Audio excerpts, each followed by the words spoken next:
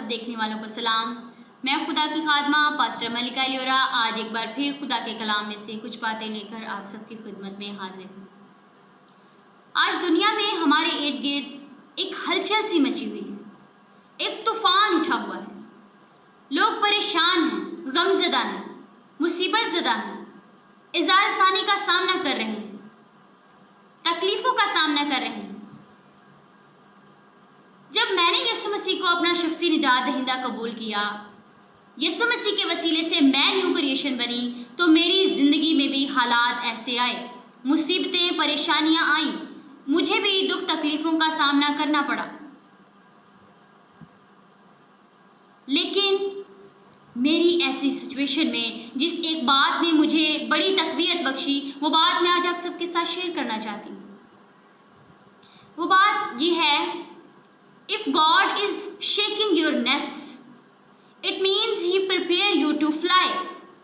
کہ اگر خدا آپ کے گھونسلوں کو ہلا رہا ہے تو اس کا مطلب ہے کہ وہ آپ کو اونچی اڑان بھرنے کے لیے تیار کر رہا ہے۔ اگر آپ کی زندگی میں مصیبتیں، پریشانیاں آئی ہیں، آپ کے حالات ناساز ہیں، تو اس کے بعد خدا آپ کے حالات کو بدل کر آپ کو سرفراز کرنے والا ہے، بالکل قوم بنی اسرائیل کی طرح، جس کو خدا ملک مصر کی غلامی سے، مصیبتوں سے عقاب کی مانند اپنے پروں پر بٹھا کر نکال لایا۔ اگر آج آپ خدا میں پیوست ہیں، خدا کے ساتھ جڑے ہوئے ہیں، تو آپ کے حالات کو بھی خدا ضرور بدلے گا۔ لیکن آج کچھ مسیحیوں کو ایک غلط فہمی نے گھیر رکھا ہے، وہ ایک غلط فہمی کا شکار ہیں۔ وہ سوچتے ہیں کہ اگر ہم مسیحی ہیں تو ہم پر مصیبتیں، اظہار ثانی، دکھ، مصیبت، پریشانی نہیں آنی چاہیے۔ لیکن میں آپ کو خدا کے کلام مقدس میں سے بتانا چاہتی ہوں، زبور نمبر 34 اس کی 19ویں آیت میں کلام مقدس میں لکھا ہے، صادق کی مصیبتیں بہت ہیں، لیکن خداوند اس کو ان سب سے رہائی بخشتا ہے۔ صادق کی مصیبتیں بہت ہیں۔ ہم اس آیت کی باقی باتوں پر غور کرنے سے پہلے لفظ صادق پر غور کریں گے۔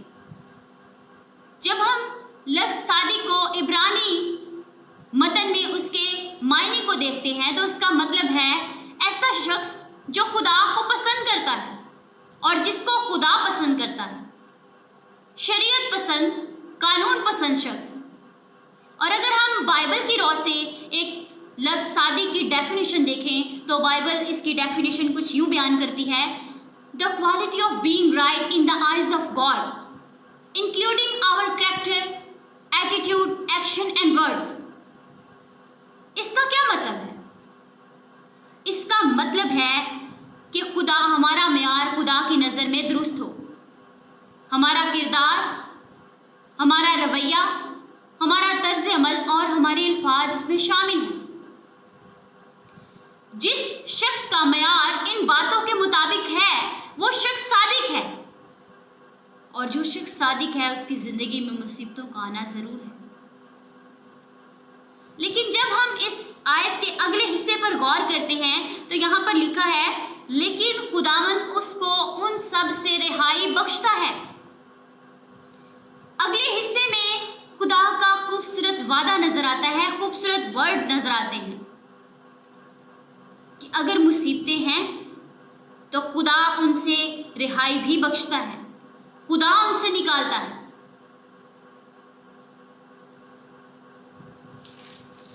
لکھا ہے، لیکن خداوند اس کو ان سب سے رہائی بخشتا ہے۔ صادق کی مصیبتیں بہت ہیں۔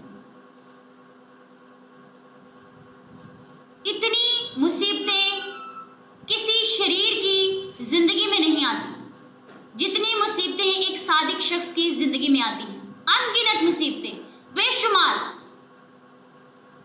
طوفان اس کی زندگی میں آتا ہے۔ جب ہم لفظ صادق مصیبت کو دیکھتے ہیں تو اس کے معنی کو دو طریقوں میں لیا جاتا ہے، پازیٹیو اور نیگیٹو۔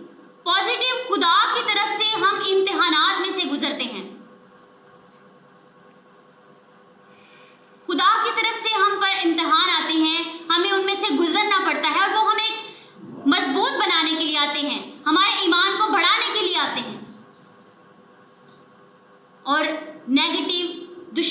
तरफ से, इब्लीस की तरफ से। वो हमें कमज़ोर करता है, वो हमें खुदा में आगे बढ़ने नहीं देता ताकि हमारा ईमान पुख्ता ना हो, हम आगे ना बढ़ सकें, हम डरते रहें। इब्लीस दुश्मन बिल्कुल उस कुत्ते की मानद है जो भौंकता है। जो शरीर लोग होते हैं वो उसके भौंकने से डर जाते हैं और उसका भौंकना ही उन पर गालिब आ जाता है और वो उससे डरते रहते हैं और वो उसमें पड़े ही रहते हैं।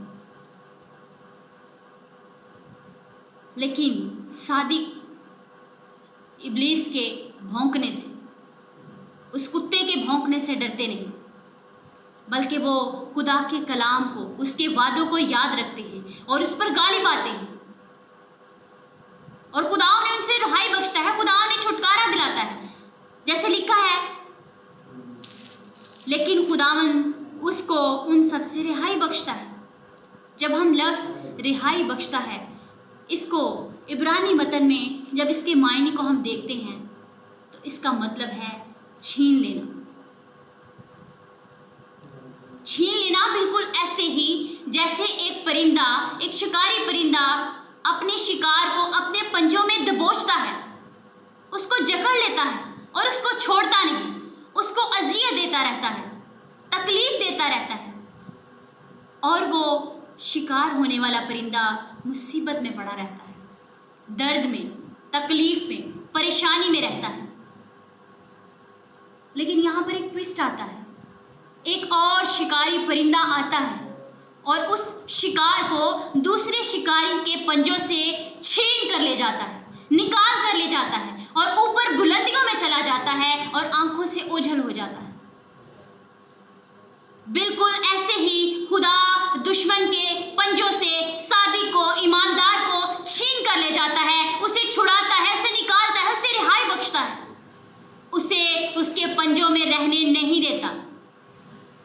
बेशक सादिक की ज़िंदगी में बहुत सी मुसीबतें आती हैं, पर खुदा उसे उनमें से निकालने की कुदरत रखता है, खुदा उसे निकाल लेता है।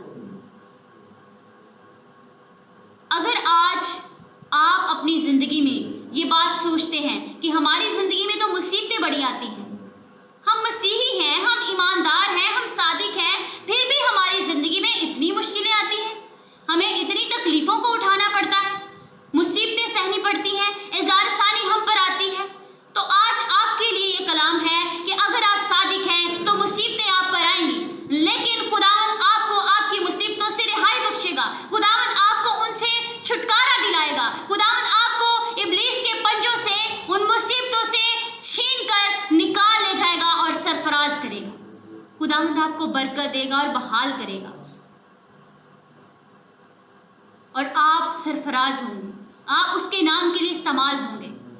खुदा के कलाम में भी लिखा है, आज शायद रोना है लेकिन सुख को खुशी की नौबत आती है। अगर आज आप मुसीबत में हैं तो खुदावंद आपके हालात को बदलेगा। अगर आप सादिक हैं, अगर आप उन बातों के मुताबिक जो मैंने आपको बताई थी, सादिक की डेफिनेशन में, अगर आपकी ज़िंदगी का मयार उन बातों के मुताबिक है और आप सादिक हैं, तो खुदावंद आपके हालात को बदल कर आपको सरफराज करने को। खुदावंद आज के कलाम के वसीले से आपको बरकत दे। आमीन।